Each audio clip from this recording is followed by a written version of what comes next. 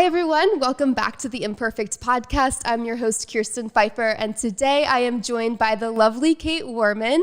Kait is a relationship coach, a best-selling author, and she's the founder and host of the Heart of Dating podcast. Her book, Thank You for Rejecting Me, came out this year, and we're so excited. We're going to be talking a lot about rejection today. Kait, I'm just so glad you're here with me, so welcome. Thanks, Kirsten. I'm excited, girl, to talk about all the things. Oh, yeah. Yeah. So, before I really get into like the nitty gritty here, I would love if you could just tell everyone a little bit more about the Heart of Dating podcast and your ministry and what you're doing there.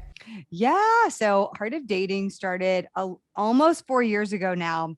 I like to say it was just a single girl with a mic trying to do something that felt really intimidating at the time.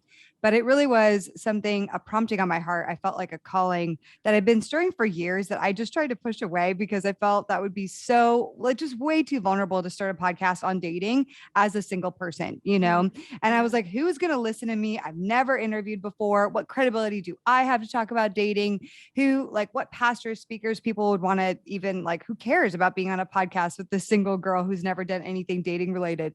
Mm-hmm. But God just totally had so many different plans. And so he first reminded me that so much of my story had been healing and going through a lot of different horrible dating experiences to end up where I am today. And that God had led me through all of those areas, that I was so much stronger, and that he would lead me through this next stage of starting this podcast. And so when I started the podcast, I kind of did it open-handedly. I had really little, I was expectant, but I had low expectations in the way of I just gave it to God. I was like, whatever he wants to do, I was just open. And that was hard for me because I'm like a bona fide Enneagram 3 achiever, do everything top of my game. And so to really release and surrender the podcast was a pivotal moment for me in my life to just say, this is your thing. This is not just by me, and whatever you want to do. It doesn't have to be the most successful podcast. It doesn't have to turn into something bigger. And so I went in with that posture, and I was just amazed truly at the doors that got opened for me over even just the first year. In the first year, I started doing a dating show with Lightworkers, which is a Christian network owned by MGM. And I was their dating expert. And so that was kind of the first on-air thing I got to do. And from there, it just expanded into thousands of people, into hundreds of thousands, into now millions of people who listen to Heart of Dating podcast. We have over 200 countries actually that are a part of our community that tune in all across the world. And through Heart of Dating, it's now become my main thing. So the podcast isn't just a podcast anymore. It's also a huge community of thousands of singles worldwide doing life together, meeting up, having Bible studies, doing karaoke nights, so many fun things. And we have a huge Facebook group where people get to communicate and engage every day. And then outside of that, we have a dating program now called Drop the Hanky, which is so exciting, where people actually get to join and meet other amazing singles. Guys send in videos and girls can drop the hanky on these guys. So it's like a new way of online dating. And then we also yearly host conferences. We're actually getting ready to throw our next dating conference internationally. Our last conferences, on average, we have about 4,000 to 6,000 people per conference. So just people all over the world coming and tuning in and getting to learn and grow in their dating lives. And then, you said it too, Kirsten. I launched a book, which is just such a dream that even happened this last year. And so it's just so exciting. I love talking about Heart of Dating because it started as a podcast. There's still a podcast, but it's really grown into true family of Christian singles that are doing life together across the world and trying to navigate this ambiguous thing called dating, which, isn't talked about that much in a healthy way. So that's what I get to do. That's amazing. I am so blown away by you. And it's just so inspiring. And what I love about, your journey is I think no matter what, like everyone always is going to have doubt before they step into something new and unknown. But like, you know, whether you're Christian or not listening to this, the Bible says God asks you to have a mustard seed of faith. And it's like, you might not know exactly what is going to happen. But you went in with that posture of like, I'm just going to take this first step, and to see like how God has multiplied that. And you clearly stewarded that first step so well. And that's really inspiring, whether you're talking about dating or, you know, starting a podcast or a business or really whatever it is. I think we can sometimes get in our own ways because we're so in our head about, well, how is this going to turn out? And it just is cool to see how that has all unfolded for you. And also like so many people out there talk about dating, and like I listen to a lot of people that are married now and they talk about like healthy relationships. So it's really cool to be going through it. And like as a single woman out there too, like hearing you talk about it is really encouraging, because I think sometimes when you're in it, hearing someone on the other side, it can be encouraging, but it also can sometimes be like, well, you don't know what it's like out here. Exactly. Yeah. So that's why I love getting to do this, because I'm like, I get it. I get online dating, ghosting, pandemic dating, all the things. Like I understand. I know. Well, there's so many things that I like, want to talk to you about, but because that could be like hours long, I want to start out by talking about a theme of your book, which is rejection. And as an actress, like that is something that I am very well versed in. But it's funny, like I get the question a lot of like, how do you deal with all the rejection in the industry? Because like 90% of the auditions you go on, you'll get rejected, quote unquote. But over the years, like I have started to look at it as like not even rejection, but like that's just part of my job. Like my job is to put myself out there, do the best audition I can with like low expectations and be present. And then whatever comes of that is just icing on the cake. And also trusting that like whatever role God has for me, like is gonna come, and all of those other roles I didn't get, like protected me in a certain way because I wasn't supposed to have that role. So I kind of want to talk about that and like how you found purpose in the pain of rejection, whether it be dating or career or whatever.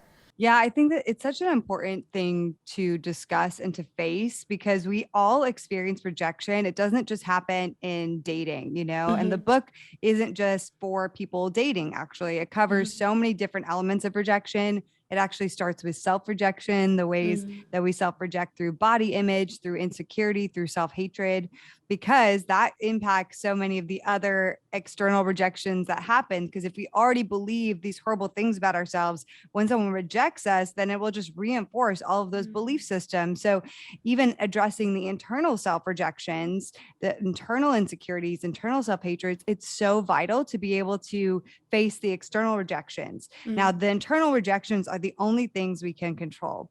And that's why I harp on that so much, because I think there's so much power in being able to rewire the things that we think about ourselves. And the Bible talks often about being renewed by the transforming of our mind. However, it requires action. It's not just like, let me say it, name it, and claim it. I say my mind is transformed, and then it is. This is an actual process of going into really hard layers, some of which that have piled up for years on end, and facing where these lies came from, where these belief systems came from, and going and honestly healing them one by one, and then processing through them to then get to the truth and then practice that truth over and over. But outside of the internal self-rejections, we have to address our relationship with rejection, because it will always happen to us in so many different facets. It could be with a friend, could be with work, could be with a significant other. It could be with so many things. And so we have to be able to face our fear of rejection. And when we address our fear of rejection, I think it's just important to say, okay, there are some things in life where there are like healthy amounts of fear, right? So if a lion is running at you, having a good fear response that tells you to run away from that lion is actually a good thing, right? If I was just chill and like relaxed as the lion was coming towards me with no fear response, like I'd probably get eaten by the lion. Okay. Yeah. And so there are healthy fear responses. We like to say like all fear is bad, but I'm like, no, a certain level of fear can be good. It's just whether or not we allow it to rule our lives. And so we have to look at our relationship with rejection and our fear of rejection. And if we are letting the fear of rejection consume our lives, for example, in the state of being an actress, right? Going into that audition, if we are thinking ahead of time, if I don't get this role, I'm just going to feel so terrible about myself. Like it's going to be because there was another pretty girl in the room, or somebody's better than me, or I'm never going to be good enough, or whatever that lie is. If you're already kind of feeling that and you're so fearful of rejection because of those things that you'll think about yourself, well, then it will be a self-fulfilling prophecy if you don't get that role, right? And then it will limit you from stepping out and potentially going on a different audition or thriving in a different audition. You might just like fail continued auditions or show up not as great because you are attaching these fears of rejection to that situation, and therefore you don't show up as your true free self. So we have to be able to address our fear of rejection and say, what do I have to do to rewire my relationship with rejection so that I can see rejection as something that will inevitably happen, but I can grow stronger and more prepared for it in such a way that when future rejections come, I expect it, I anticipate it, it doesn't rule me, it doesn't dictate my worth and value. So when it comes, it may prick me, it might hurt a little, there might be a little disappointment, but it's not going to take me down entirely. I'm going to be able to rebound and redirect really quickly. And so the reason I wrote this book is because I really want to help equip people to redirect and rebound faster in their life, because rejection happens all the time. And some of my biggest moments in my life of getting stuck had to do with moments of rejection that just led me into dark pits of, self-hatred and believing really terrible things about myself, which then kept me from future opportunities further in my life. So that's basically the concept of the book. No, everything you said is so powerful. And it's funny because my acting coach, she always compares the acting industry to dating. And there's like so many metaphors within that. But one of them being when you walk into auditions, it's like if you're so desperate that you want them to like you and you want to book the role, it's just like going into a date being like, I need you to like me. Like the other person can sense that desperation, and it's for most people a turnoff. And so I think like identifying that inner work of like, where are the places that I have self-rejected so that I feel like I need to walk in and prove something, it actually makes you so much more confident and so much more appealing, whether that be as being considered for a role or being on a date. Like there's something so attractive about someone that like is so secure in their worth, and you don't need to prove otherwise.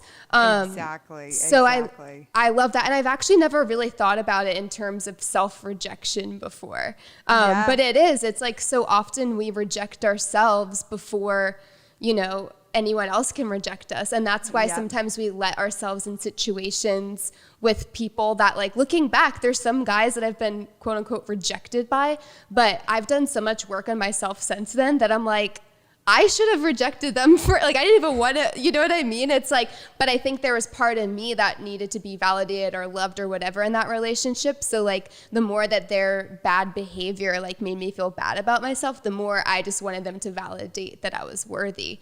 Yes. Yeah. And so, what this is bringing up for me too, Kirsten, is like, I'm thinking about it like when I go to do a talk, and if like for some reason something's happening, I don't feel as confident about my talk, or I just feel like it's a busy week. If I go and show up to that talk and I'm like, dang, this talk is going to suck. It's not going to be that good. I'm not prepared. I shouldn't even be doing this. And then I step on stage to give that talk. I'm probably not going to kill it. Like that is a self-fulfilling prophecy. If I already have the mentality going into it that they're not going to like me, this isn't good enough, then it's going to end up falling flat. It most likely will. But even if my message isn't that amazing, right? But if I buy into it and I am confident in it, it will come across to everybody there, and not in a manipulative way, but I don't have to be Christine Kane, even though I love Christine Kane, to be able to deliver a powerful, impactful message. I don't have nearly the years of experience she does, but I can still show up on stage, believing in myself, believing in my message, even if I didn't have as much time to prepare as I wanted, and people will believe in it. People will see that. It will transform my experience and the people experiencing me's experience. Same thing on a date. So if you before a date are like, you know what, gosh, I think that this guy is out of my league, or I feel fat today, or I don't think he's going to like me anyway, or like, what if he finds out XYZ about me? Oh my gosh, like I need to hide that part about myself. If you're already freaking out about all those things before a date, then you will go on the date. You probably won't like be that present. You'll be thinking about like, is this guy, does he like me? Does he not like me? Should I have said that? Should I have not said that? Am I talking too much? Am I not being engaged enough? Is there something in my teeth? Am I playing too much with my hair? Like all of those different things. And that will come across to the guy. He will feel like you are not as present. You are nervous. You are like not confident in yourself. And he's going to maybe not even want to go out with you again. And so you just did a self-fulfilling prophecy, which again is why I think rejection is so important. Because like you said, and I said this in the book, like we so often reject ourselves before others even have the chance to. And then when they do reject us, then gosh, it just piles on that same belief system again. You know, it's like, well, of course that happened. Like, I'm not going to be worthy enough. I'm not pretty enough. I'm not interesting enough, or I'm not talented enough. Right. And then it's, again, the cycle perpetuates until we have a moment of like, wait a second, there's another way. And I'm a big part of this issue. And if I can change the things that I can control, then this can actually be a lot better. And you enjoy yourself more too. It's like, I think especially when you talk about dating, like, I do this myself. Like you put so much, you get nervous, you put pressure on it, especially when you're intentionally dating and you're like, you know, is this my future husband? Whatever. Like, I think sometimes, especially as Christians, we put so much freaking pressure on it that we forget that like dating is supposed to be fun and enjoyable, and obviously like making sure that there's self-respect and mutual respect along the way. But what I love about what you said about speaking too, it's like thinking about engaging with the audience. The more you focus on other people, the less that you focus inward. And like by being present there, like you were able to be a vessel for whatever message people were supposed to hear. And so I think the more we can get out of our own way, and not only do we thrive in those situations, but we are of better service to other people. And it's hard, like everything we're saying, it's like a lot easier said than done. But I think when you can like zoom out and like peel the layers off, it makes a lot more sense. And one thing that you were mentioning is like how self-rejection and rejection can pile up. How, like, if you don't properly deal with rejection, because as we've been saying, like rejection's inevitably going to happen. What is the danger of like not dealing with that rejection? Like, how will that affect other relationships? And like, do you have any advice of how to deal with rejection healthily when it happens? Yes. And so specifically chapter 2 of my book, I talk through the chapter is all about self-hatred, which is a strong word because most people would say, no, I don't hate myself. Like I don't completely hate myself, but self-hatred comes in all those moments where we're mean to ourselves, where we are critical, where we berate ourselves, where we look at our body and tell ourselves like it's not good enough or it's not beautiful enough or whatever. Those are self-hatred moments. Those are moments of you're dipping your toes in the waters of self-hatred. You're doing the opposite of loving yourself. You really are hating on yourself. And so maybe you don't hate yourself entirely, but a lot of us have lines of self-hatred. And so in this chapter, I walked through an experience of when I went to this therapy retreat center called Onsite, which is outside of Nashville. Basically, you go for a week, you turn over your phone and technology, and you are there to do like intensive therapy in a week. And a lot of their therapy is also done in group settings, which I had never done before. And they do experiential therapy, and which means it's just the other people there can be used within your therapy process. So it's actually really interesting, different, and can be actually profound. Yeah. So one of the things that I realized I was doing we all have some sort of numbing mechanism to help us deal with the pain that we've experienced in our lives. And so one of the things I had to do is I had to go back into childhood and realize the messages that had started being sent to me at a very early age. So we did an exercise called the window pane, but it's spelled PAIN. And so we broke the paper up into different compartments, this big piece of paper, and the therapist instructed us to write down the like 4 to 6 hardest memories that we had ever gone through that we could remember. They could either be big things or small things, but in our childhood into adolescence, what were like those big memories that were standing out for us? And it's so interesting because sometimes they're big moments, right? Sometimes it's like your dad left and he abandoned your family, and that would be a big T moment, like a trauma abandonment. But then they can be small moments. And one of my small moments was my Aunt Deb commenting on my smile when I was 10 years old and telling me that it looks so fake and why can't I just smile normal? And for some reason, that was a small moment in time that added a layer of shame on top of me that said, I'm not beautiful enough. There's something wrong with the way I look. And at the time she said that, I had just hit my period. I was 10 years old. I went through puberty very early and nobody else had puberty at that time. I felt really uncomfortable. I shot up like 5 to 6 inches, grew hair on my legs, had boobs. And I was just like the only one my age that looked that way. And I felt so awkward, like a gangly giraffe. And then I had braces and then I got glasses. And then there my Aunt Deb is being like, hey, why do you smile so fake? And I was like, I'm not smiling fake, right? But it was this thing that perpetuated like there's something wrong with your body. And it was already something I was believing. And so that was like something that was said to me. And then other things that happened in my familial dynamic. And when you think about it, you are like born as this perfectly innocent, beautiful child that God has created. You know, he's created you perfect and wonderful. And there's so much innocence in a child's eyes. But then as you grow older, these little things happen. And the way I picture it is like these basically something's like thrown on top of us. And so it's like me if I was a young child in a room, just you could see like me as a young child, nothing else in the room. But then something said to me, maybe something is thrown on top of me, like a scarf, right? And in that moment, over time, those scarves are built up to eventually the point that you can't even see the person underneath. Wow. She is so like lost under all these different things that have happened to her, that have been said to her. And that is what we are walking around with today as adults. We're walking around with these layers of shame.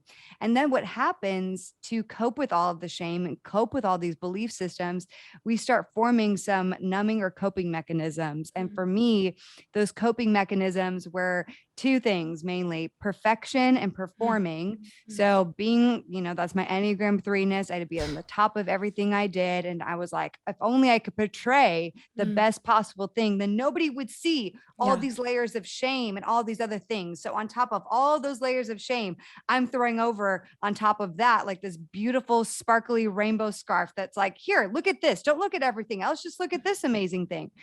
So that was one way I coped. And the other way I coped was I learned to go to men for validation, to make me feel beautiful, to make me feel loved. So from a very young age, I started chronically dating. Like I was boy obsessed very young.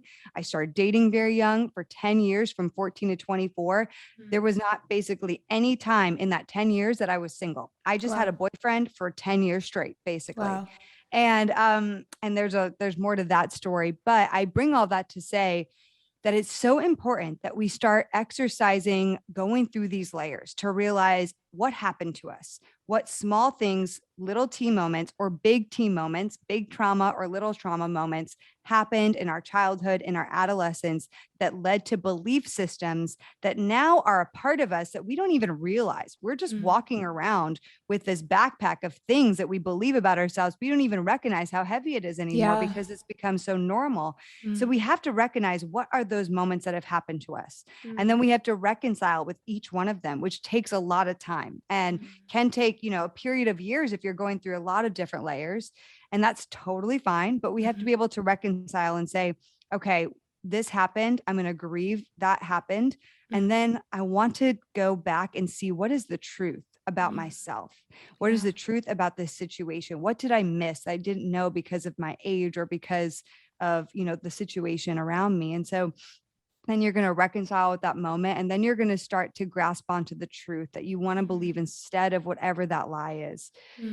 And then we can address our coping mechanisms and say, man, like this is the thing I've used to prevent me from looking at all these things. And I need to address my coping mechanisms. I need to address what I'm going to fill these voids in my heart. And I have to start getting those needs met in other ways, not through validation from men, not through validation through performance, or whatever your coping mechanism is. Some people, it's, unfortunately an addiction or body dysmorphia, or it could be isolating. A lot of people are really isolated, or like, a stone house or a glass house because they don't want anybody to come in. You can't see anything. Can't be a part of my life.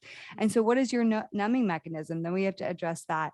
So I talk about all of this in the book. Some people have told me that the book is like therapy on wheels because you go through a lot, but we have to address a lot of these things. Because talking about rejection, I don't like to just go and say, hey, but every rejection is redirection, which it is. I believe that, but there's so much to that we have to be willing to do the work of, and for somebody listening, that's like, man, this is a lot. Where do I even go? Buy the book, join our community, get support, and know that you can do this day by day. It's not an overnight process. You're not completely broken and irreversible. There is such a way out of this, but it does take time. Give yourself so much grace in the process and be committed to the journey. I think that's the biggest, most important thing. Never stop fighting for yourself and fighting to come back to who you truly were created to be by God, because that exists. That exists. That innocence of your soul that God created underneath all of those layers. It's there. It's waiting for you to see that part of yourself, to accept that part of yourself, and to start walking as if you know those things about yourself to be true. And it's possible through the years to truly, truly make that happen. Wow. Wow, that's amazing. And I love that you because so many times it's easy to like sit and listen to a podcast or look at these inspirational quotes about rejection and dating. And it's like, like I'm all pumped up about that. But then you're like, wait, but how do I apply that to my life? Because like you said, there's so many layers to it. And then it can be discouraging because it's like any kind of healing process.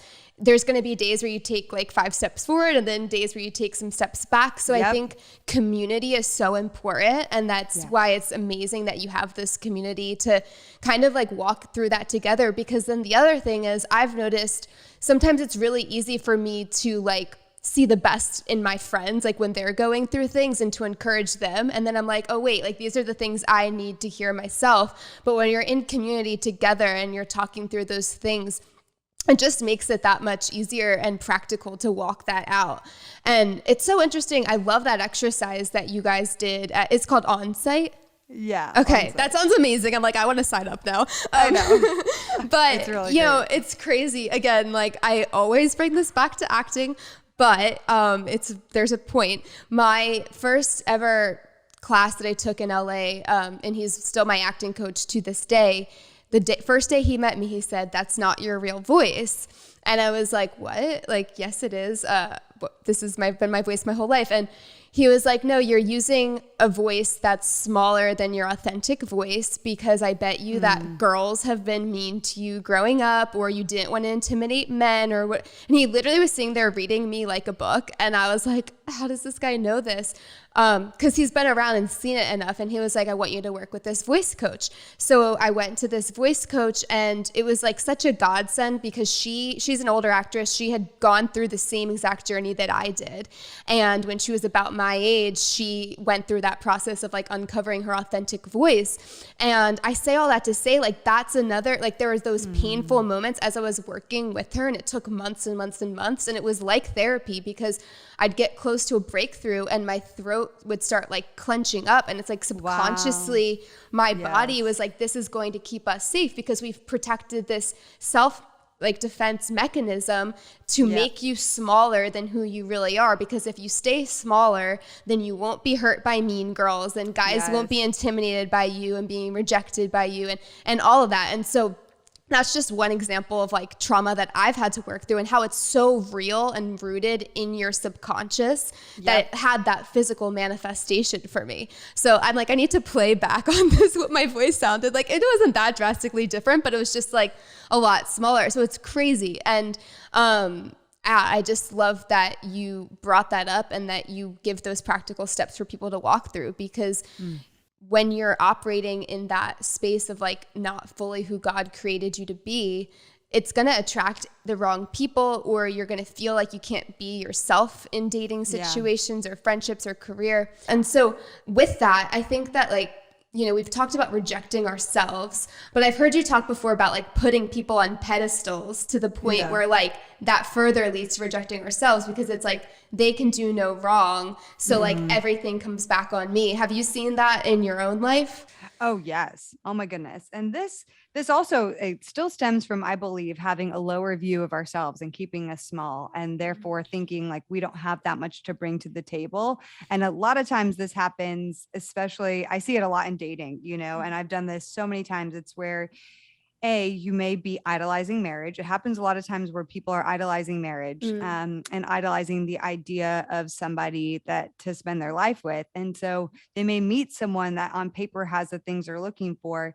And therefore they start putting that person up on a pedestal. And they, you know, it's also another term for this could also be called infatuation.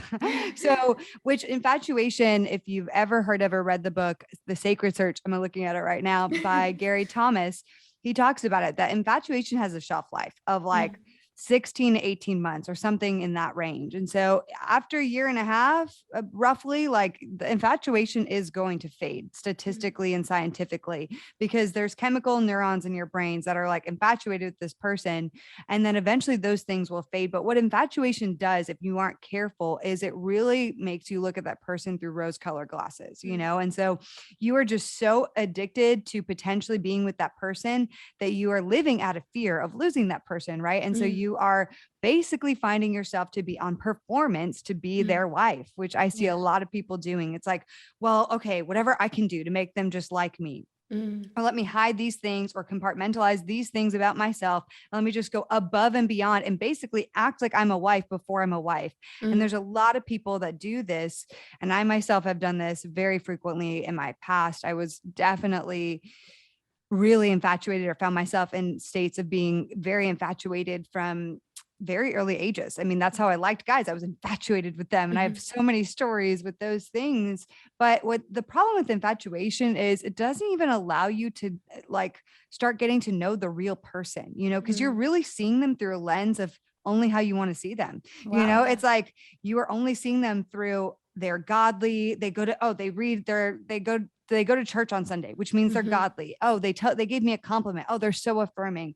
Oh, he held my hand. Oh, we have such great physical connection, whatever it is. And so you're literally, but maybe outside of that, you're missing the details that he doesn't actually have a strong godly community. He might go to church, but he doesn't. Where's the fruit of his godliness? Does he have a strong godly community? Is he being poured in by amazing guys and male mentors or people in his life? Like, what does his relationship with God look like outside of church, right? Maybe he gives you a compliment, but is he truly consistently affirming you? Does he mean his affirmations, or is he trying to get something through his affirmations? And so a lot of times infatuation will just make us see the surface level of a person instead of looking at the actual fruit of that person's life and truly getting to know who that person is. And so I think it's so important that we combat infatuation. And I see this most often in like the Christian world for whatever reason, because I think that we like to go through the dating process so fast. We're like, we met them. Now I want them to be my boyfriend. Let's go to church and be Facebook official. And like, we are fast tracking to marriage. You see tons of people get engaged after 3 to 6 months. And then it's like, they're married within 9 months of knowing each other. And hey, I have friends that's some of their story, and there are thriving marriages that can come out of that. However, more often than not, that's not exactly the wise way to go about it. I really am a fan of taking a little bit longer time to see that person over time through seasons, to bring in community, to truly get to see this person in a variety of areas. You know, you want to see them in a stressful moment. You want to see them at their worst moment, hopefully before you get married to them at like a really difficult and challenging moment. How are they in that moment? You want to see them around your family. You want to see them around your close friends. You want to have some of your close people weigh into that. And when we are putting someone on a pedestal or we're so infatuated with them, we often just negate all of those layers of the relationship process. And we're like, they are the end all be all. And, I rarely hear people that say to me, gosh, I just wish that I wish we hadn't taken so much time to get to know one another. You rarely hear that. But what you do hear is, oh, gosh, I wish I didn't rush like getting engaged or getting married. I miss these things about this person, especially Kirsten, if it's a narcissistic or toxic person, because those people are really brilliant at putting on a facade that's very likable before you see underneath all of the layers. And that can be really, they can be incredibly charming, and they're luring you in with love bombing, and maybe gaslighting does happen, but you don't even see these things because you're just like, they're up here and you're down here. And so I think that if that's you listening and you have often missed characteristics of somebody in dating, and you have like, you come out at the relationship like, whoa, this person wasn't who I thought they were. Then we need to address, or if you're constantly attracted to toxic people, if you find yourself like wanting to marry them after a month, you may know an inkling of like, I might want to be with this person, but you need to slow your roll. There's nothing wrong with slowing the roll. So if that's you, you need to just analyze, like, why am I attaching so quickly to somebody? What are the things, why do I trust somebody that quickly? Why am I so addicted to infatuation? And what new things can I put into my life as like bumpers to make sure that I don't go down that road anymore? Because I used to be the girl attracted to all the wrong people. I dated everybody, but all the wrong people. And I had to really look at what I was attracted to, what my patterns were, why I fell into infatuation, and start reversing that, which also looked like valuing myself just as much as I valued the other person, seeing myself as a whole, unique, powerful, interesting, beautiful person, and seeing them for truly the person that they are, which could be a great person with flaws. I need to be able to see that they have flaws. That's important because every person does. So that is part of that answer. Man, there's more to go into. But No, I'm loving this. And, I think sometimes it can be more painful, but for me, like if I have a breakup with someone that like does have narcissistic tendencies, or they were this toxic person, it can be easier for me to like get over the rejection in those scenarios, because I ultimately see how, again, it was like protection once I'm out of it. But what about when it's really like an amazing person that's not toxic and narcissistic? Have you dealt with that? And how can you still find purpose and like protection and kind of come to terms with that when it's like there is no toxicity there? It just didn't work out for whatever reason. Such a good point. This happened to me, and I wrote about it in chapter 5 of my book, where I dated a guy who was on paper a great guy. My friends liked him. My family liked him. It was a seemingly very healthy relationship. And, unfortunately, that it came to an abrupt end. The first moment that I realized the relationship was ending was when he told me, I don't have peace about marrying you. And I was like, what do you mean? Like, we've been on this track towards marriage. What do you mean? And we took a break. We ended up taking a break because I suggested it. I thought, man, like if this relationship is going to end, instead of turning on my performer abilities and trying to convince him that I am worthy of him choosing me, I needed to really trust God, and basically suggested we take a break to process these things. And what happened for me in that break which was so helpful, was God helped me to realize that even if I didn't understand this rejection, which it did end up in a breakup, right? And so even if I didn't understand the rejection, that he was going to walk me through it. And I didn't have to know all the answers or reasons for why. And so when a really healthy or decently good relationship ends, a lot of the times when you're the one that's broken up with, you'll go into this litany of like, why am I not worthy? Am I never going to get what I want? Like, why is God not good to me? Yeah. What's wrong with me that this person broke up with me? What if I just did this differently? Or maybe we'll get back together again. That what if? And we go into this downward spiral, questioning God, questioning ourselves. And that can be incredibly toxic. So instead of doing that, what I suggest for people is to say, accept the fact that you're not going to understand all the reasons for why it happened, especially in the beginning.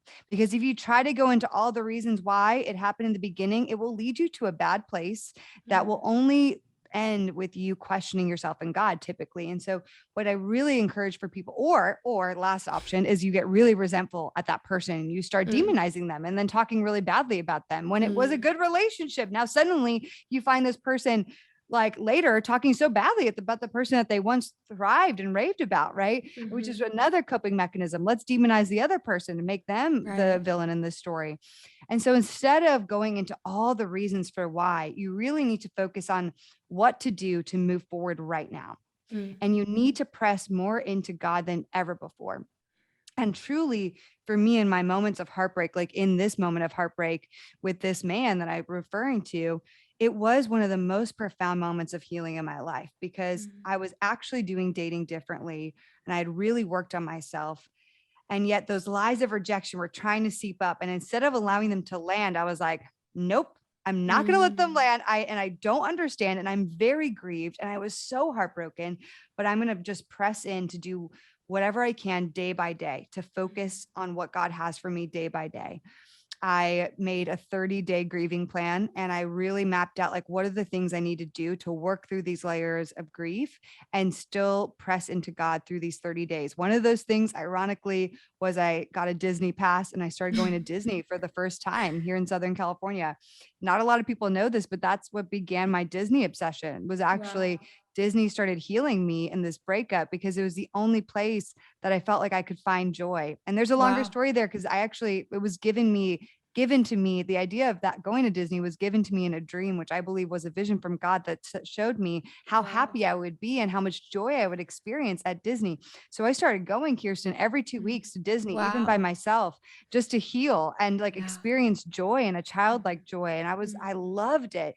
But I did other things for myself. And I really just like started filling in the voids of my life, which, when you're in a serious relationship, you spend a lot of time with that person and suddenly all of that time is removed. So it's so important that you start filling that time with good friendship, community, with new adventures, with new passions, with like really grasping on to doing things for yourself. And, otherwise you'll find yourself on a Friday night scrolling Instagram, going into a downward spiral of an abyss, drinking a glass or two or maybe three of wine and not being in a good place at the end of that night, and maybe texting your ex, which is not what we want to do. And so you really have to keep pressing in every day, like, no, I'm not going to understand every reason for why, but I can focus on what to do to move forward in my life.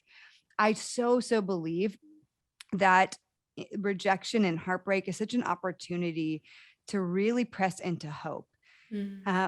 Because hope is not the absence of pain. There is going to be pain even within having hope. There's going to be pain. We're not promised a pain-free life, but hope is an expectation of future good, that you have hope that right now, this moment isn't the best, but if I keep pressing forward day by day, I can anticipate, because my God is good, that there is an expectation of future good in my life. I don't know what that's going to look like. I don't know how it's going to show up, but I am going to be committed in my brain, in my life, every day, moving forward towards having that hope. That's what's going to drive me forward. And so just to wrap that up, what is so beautiful about being able to process through a heartbreak of a relationship that was seemingly a good relationship is, though you don't know every reason for why in the moment, God shows you little glimmers through time. And so to really wrap this up, what's so exciting is that in that rejection, in that heartbreak, it's when a few months into healing, it's when God actually revealed to me and put it on my heart to start Heart of Dating. And Wow. so in the wake of healing from that heartbreak is actually 5 months later when I started Heart of Dating. Wow. And Heart of Dating is now my full-time ministry, my full-time thing. And I know for a fact that if that relationship hadn't ended, I would never have stepped into this because I Wow. would have been focused on way other things with different priorities. And Mm. so because I was able to press into God, press into hope, even and continue to grieve, God put this new vision on and excitement on my heart. And I was praying daily for a new vision, like give me a vision for my future and a passion for this free time that I have in my singleness. Like, what do I do with it? God put on my heart to start Heart of Dating. And now it is the very thing that I like, my true purpose and calling. And so Wow. what's so cool is that my book came out, earlier this year in February. And I had this awesome moment where I actually got to write a letter. My book is called Thank You for Rejecting Me. I got to write a thank you for rejecting me letter to this boyfriend, ex-boyfriend, Wow. who we are actually in good standing now years later. So I actually got to send him a copy of my book with the letter that I wrote and the chapter that's about him. And I said, truly, I am so grateful. Like you ended that with honor. You are a great man. And I'm so grateful that you did end it because like, thank you for rejecting me because Yeah. this is truly where it led me to be. And I would have Wow. never done this or written this book if that relationship hadn't ended. So, Wow. um, and just like, seeing it come together full circle and you don't always know what God's going to do. And that's taken 4.5 years to have that redemption moment. Sometimes we won't have a Hmm. redemption moment like that, but we can trust that God is moving in our favor for good, even in the Wow. wake of a heartbreak that feels unexplainable. So, That's ah, amazing. I have full yeah. chills. And you know what's so cool about everything you just said? So the subtitle of your book is Transform Pain into Purpose and Learn to Fight for Yourself. And I hear that story of that breakup and it's like that's exactly what you did. You were fighting for yourself. You were in ways like we hear this all the time, but like date yourself. Like you were you were taking care of yourself Yes. instead of like Yes. looking to someone else to take you to Disneyland and like heal that. You were taking that intentional time Oh, to yeah. heal yourself and fight for yourself and your self-worth. Mm, And then how, if you hadn't walked through that pain, maybe like if you were coaching singles, like you'd still, I'm sure, just because you're amazing, would be a great coach. But like there's something so authentic about walking through that yourself and the convictions mm, that you are like that you're convicted with and like what you learn in that season that then you can help and empathize with other people in like such a yeah. deeper way. And so I just love hearing that. That is such a like perfect story of like what God can do if you really leave it to him with an open hand. Because I think a lot of Yes. times like in that rejection and that heartbreak, we then go into those like self-protective modes where I'm like, Mm, I'm just not going to get hurt again. Like, and I've done this in my past. Like, I'm not going to put myself out there. Like one of yeah. my biggest traumas was like when my parents got divorced when I was 13, like I Yes. took that as a personal like rejection in some way, even though Yep. it had nothing to do with me. And I like saw it took like therapy later on to realize how that closed me off to relationships because I just knew Yeah. it would be easier if I didn't put myself out there. But no, when you hold that with an open hand, then God can like work that pain into purpose and he can bring things together Yes. for good and then put you in the path to help other people through their pain. So it's just Yes. exciting to hear your story. And I know so many people are going to be encouraged by it. I already am. Thanks, And we've talked Kirsten. about a lot today. I want to be respectful of your time. So kind of like winding up here, what advice would you have for people that maybe are in that place of being hurt and maybe they don't want to put themselves out there again? And really just anyone that's kind of struggling to find their purpose in the wake of pain. What advice would you have for them? Yeah, I would say this is such a good, first of all, if you're asking these questions, it's such a good place to be. You're already in a good place because you have one of two options. You could either be a victim to your pain and say that your life is just doomed to heartbreak. No one's ever going to choose you. You're never going to be good enough. You're never going to be healed enough. You can live in victim, or you can choose a new way. And you can say, no, I'm not going to choose to live in victim. I'm not going to be stuck in those lies. I'm not going to stay in this place, feel stunted in my life. Instead, I'm going to choose to be a powerful person and to press into God and to start moving forward on a new direction. I have no idea what that new direction is or where I'm even going or where it's going to lead, but I'm going to go that new way. So that's a very powerful place to be. And I like to commend you if you were feeling like, man, I've been stuck as a victim, or I've been stuck in all of this. I just feel stuck and I don't want to be stuck anymore. It's a great place to be, to get to like, heck no, I'm not living that way anymore. I'm going to choose a new way to live. And so I would first encourage you that, God has created you uniquely, perfectly, and wonderfully. And with that comes a unique purpose. And so we all are this beautiful mosaic. You've probably heard this before, right? We're all a beautiful mosaic with all different points on and purposes here on earth. And I think where we're plagued right now is with a culture of social media and technology where we're all trying to compare and be everyone else except for ourselves. And so just really important to recognize and press into, who does God say that you are? What are the unique things that make you you? And so an exercise I often do with people when I'm doing one-on-one coaching is this, oftentimes in dating, we write a list of what we're looking for, but I like to flip that and say, if you're having a really hard time entering back out there into the world, knowing what to do with your life, or if you're nervous about entering back into dating for whatever reason, or you just like have a really bad mentality towards dating, then we need to do this exercise, which is you need to write a list of the things that you bring to a relationship, the things that you bring to the world. And you have to know what those things are. And I actually write about this as well in chapter 4 of my book. Where, a way that if you have a hard time writing down like the amazing things about yourself that you bring to a relationship, then the best thing to do is just to phone a friend and ask a friend, hey, like, why are you friends with me? What do I bring to your life? Because your friends are choosing to be friends with you for a reason. There's some reason that they are friends with you. They don't have to be friends with you. They could say, bye, Felicia, and like just not be your friend anymore. Yeah. So your friends are voluntarily being like keeping relationship with you. Why are they doing that? It's because that you bring some value to them as a person. So what is that thing or those things? Ask your close friends like, hey, I'm doing this exercise and this feels so uncomfortable and vulnerable, but could you just maybe tell me a few reasons like why you're friends with me? I'm really working on just truly knowing the things that I bring to this world. And I'm just kind of rewiring these old beliefs that I used to have. And so would you be able to help me with that? And it's so beautiful to have that reflected back to you and to know like why your friends really value and cherish you, and write those things down and then start praying over those things and reading them to yourself every day and start practicing living as though you are the person that truly believes those things about yourself. And as you start transforming your mindset to believe that these things about yourself are true, I usually tell people to at least write 10 things down.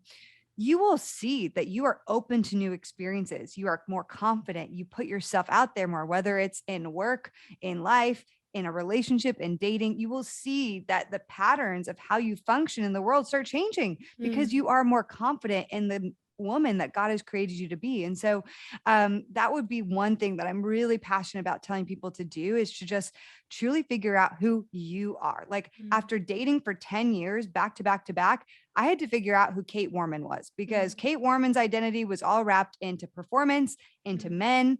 And I had no idea who I was outside of performing and outside of men. And so I had to basically strip those layers down and say, if I remove these things from my life, who am I? Yeah. Like, what are the beautiful things I bring to this world? And I had to take time off of dating specifically to really be able to do those things. And so you will never regret doing that and figuring out what those things are, and having like a true, deep, profound confidence is a game changer in your life, where you can like walk into a room knowing like not every person's going to like you, go on a date knowing that guy might not like you, and yet you don't really care, where you're like, that's okay. Like, I don't have to have every person like me unless I'm being mean and need to repent for my actions and apologize. Like, I am a unique person, and I'm not going to be everyone's cup of tea. And not every guy I go on a date with needs to be my husband, because guess what? You only need one. Okay. That's all we're hoping for here. And so it really is a game changer to start processing through who you uniquely are. Wow. That's such a good exercise. I'm like, I need to go home and do that now. Yeah. And it's funny, like, I know you keep saying that some of your coping in the past has been like performance and perfectionism.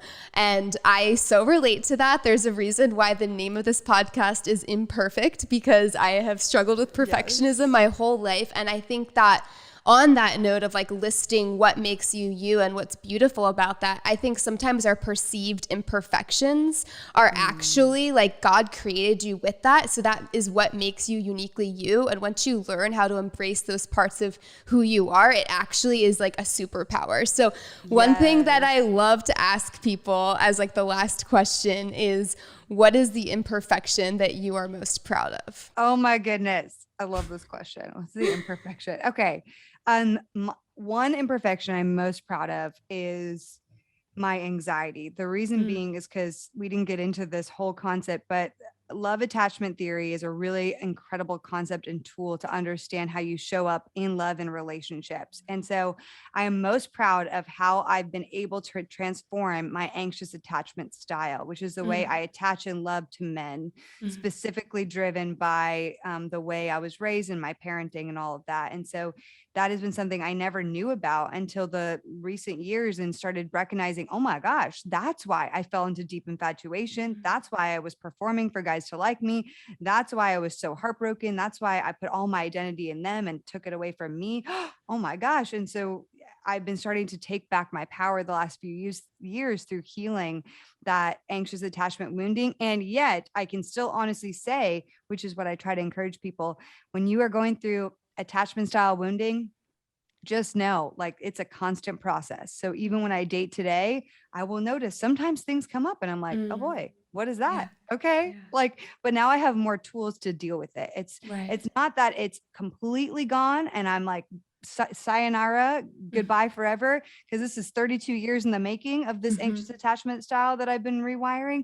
And so, but now when it comes up, I can recognize it. I have more tools to deal with it. I have a support system, and I'm proud of that support system. I don't always do it perfectly, and that I will fully own that. Like, I am not the perfect dater out there. I don't think anybody is, but I'm proud of my ability to keep fighting towards that healing journey. And so that would be how I answer that. No, that's awesome. And it's like that, I feel like, is what makes you and enables you to be such a powerful leader in this space, because no one can relate to, my pastor says this all the time, but people relate a lot more to your weaknesses than your strengths. And so I think like, True. It's really easy to be hard on ourselves. And then when you see someone that is like leading this amazing ministry and writing books, and like you still sometimes struggle with those things from time to time, it's like that actually enables you to be an even more powerful leader. So I'm so grateful for you. I had so much fun in this conversation. I could literally keep talking to you for hours. But everyone listening, you just have to go check out Kait's book and her podcast, because she talks about all this and more. Kait, where can they find you and connect with you and all the things? Just go to heartofdating.com. There's a million things on our website. We redid it over the summer, and you can find Instagram, our Facebook group, the podcast, our upcoming events, our dating program. Literally everything is on the website. There's a tab that says joins. If you want to join our community and get connected, you would go to the join tab. Awesome. And my book's on there too, all that. Yeah. And it's on like Amazon and like all of the major places too, right? Okay, cool. Yes, everywhere. Awesome. It's in bookstores randomly, but if you want to just be easy, just get it on Amazon. Okay. I know. I'm like, I literally go to Amazon for everything. For everything. Yeah. Well, thank you so much, Kait. And thank you everyone for listening. I'll see you next week.